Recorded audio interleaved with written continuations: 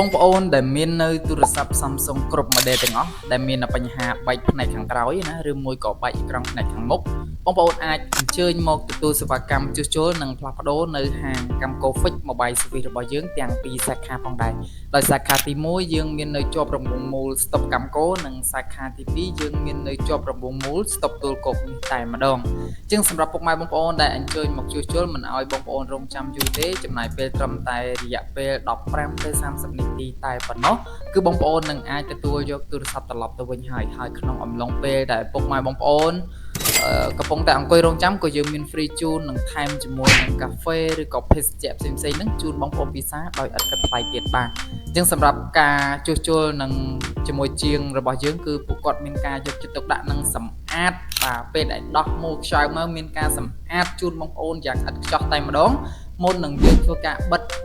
និងបកគោលជូនទៅឲ្យបងប្អូនបាទអញ្ចឹងបើសិនជាបងប្អូនមានចម្ងល់បន្ថែមអាចទំនាក់ទំនងតាមលេខទូរស័ព្ទខាងក្រោមនេះបានឬមួយក៏មកដល់ទីតាំងផ្ទាល់ហើយបងប្អូនកុំភ្លេចចុច like និង share ម្នាក់មួយផងដើម្បីទទួលបាន promotion កាដូពិសេសពីហាងយើងខ្ញុំបាទអញ្ចឹងអរគុណពុកម៉ែបងប្អូនយើងជួបគ្នានៅវីដេអូក្រោយទៀត